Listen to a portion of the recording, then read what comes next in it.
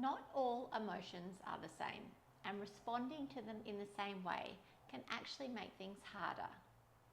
So as parents, we're often told to respond consistently and to every emotional outburst in the same way. But meltdowns and tantrums come from very different places within the nervous system. Okay, so let's begin with tantrums. If you're a parent, I'm pretty sure you have experienced your child having a tantrum. Now, these are normally goal-driven. Tantrums are something that the child still feels slightly in control, but they're seeking a result. Now, it might be that they're wanting a toy or they're wanting a snack and it has to be that particular snack at that precise moment.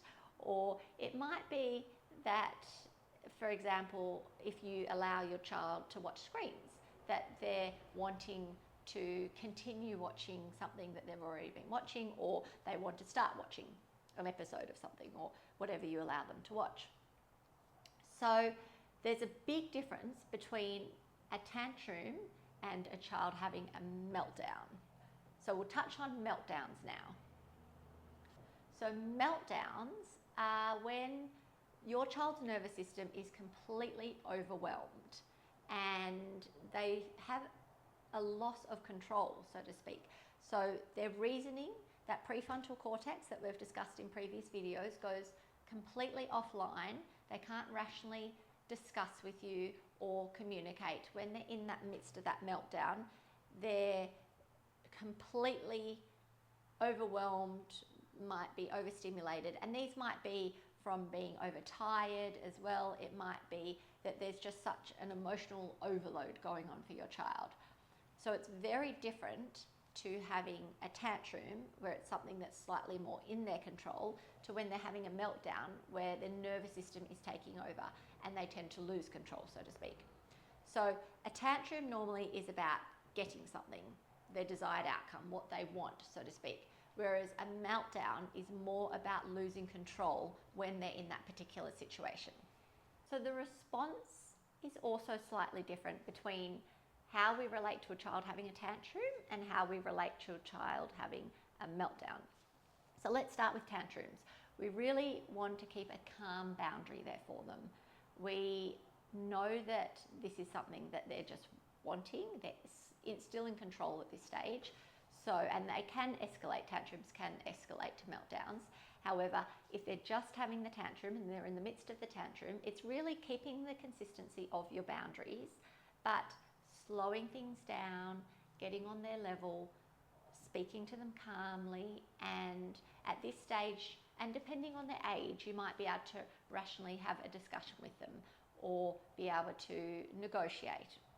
Maybe it might be an extra 2 minutes of screen time if you allow screen time. It might be, okay, well, I can actually cut your sandwich the way you would like it, and let's come to some negotiation or some positive outcome for the two of you.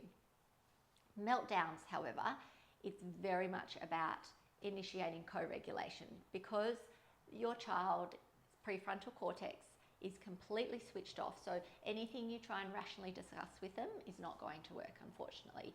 So this is where you come in as the parent and co-regulate with your child. Because their nervous system is in that fight or flight state, they're very heightened, you are trying to calm them down and activate known as the parasympathetic nervous system, that rest and digest state, to help them feel really relaxed. And they're going to get this because as young kids, they can't self-regulate yet. It's a learned behaviour through co-regulation. So they're mimicking you, and the mirror neurons in the brain are firing and picking up from your regulated state. So it's really about you as a parent regulating yourself first.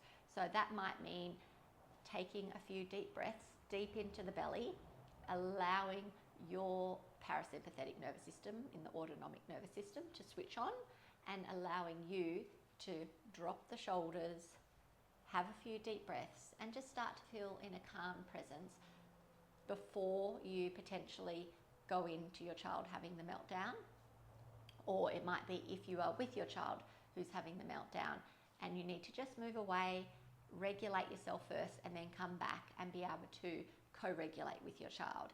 And this is where the 5 regulation languages come in as to what might work for your child, whether it is helping them in that moment move the body and release all that pent-up energy or aggression. It might be just sitting beside them with that closeness and that proximity. It might be touch and comfort. They might need a cuddle.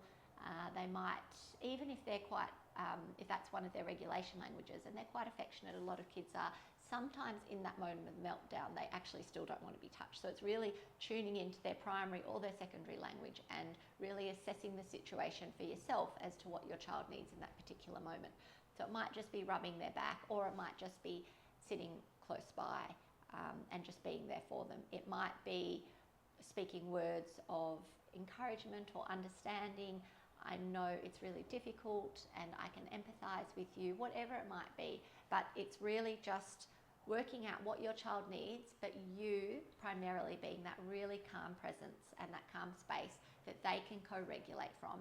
And then once the meltdown has finalized, that's when you go into that state of discussion or resolving the issue or whatever transpired that needs to be addressed. But primarily when they are in the midst of the meltdown, that is when their nervous system is in overdrive, that sympathetic state has kicked in, they're in that fight or flight.